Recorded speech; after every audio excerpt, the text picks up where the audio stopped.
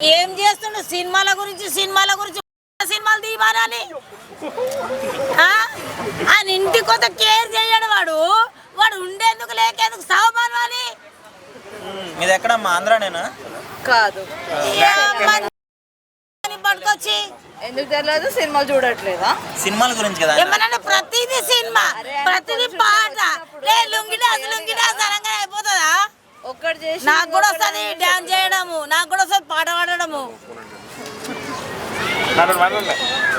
కాకపోతే ప్రజలకు మంచిగా చేస్తేనే వాడు జూబ్లీస్ లో ఉంటాడు, లేకపోతే వాడు జూబ్లీస్ లో ఉండడు.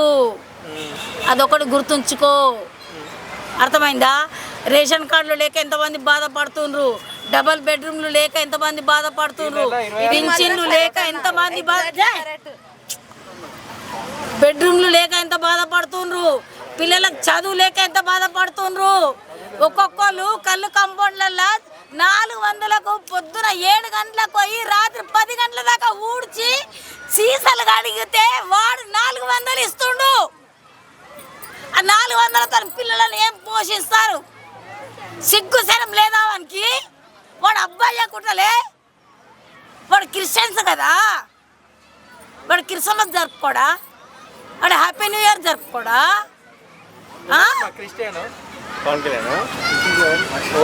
ప్రతి ఒక్కరు చెయ్యాలి, చేసి చూపిమని. అప్పుడు ఆడు మొగోడు. పవన్ గురించి చెప్తున్నారు, రేవంత్ రెడ్డి గురించి చెప్తున్నారు మీరు? రేవంత్ రెడ్డి గురించి చెప్తున్నా, పవన్ కళ్యాణ్ గురించి చెప్తున్నా, రెండు కాదని చెప్తున్నా. రేవంత్ రెడ్డి క్రిస్టియన్ కాదు కదమ్మా. రేవంత్ రెడ్డి ఏం పని చేసిండు? ఫస్ట్ కూలి పని చేసిండు.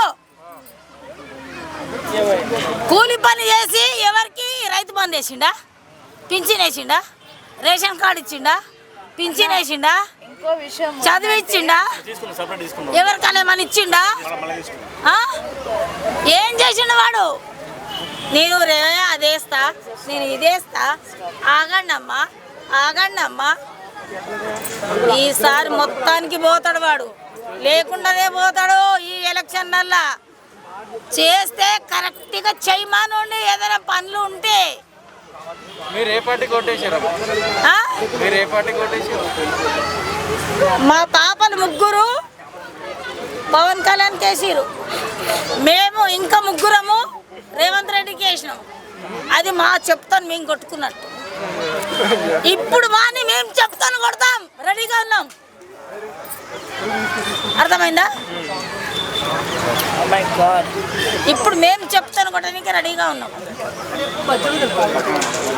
మాకు రేషన్ కార్డు కావాలి, మాకు పింఛన్ కావాలి, మాకు డబుల్ బెడ్రూమ్ కావాలి, మా పిల్లలకు చదువులు కావాలి.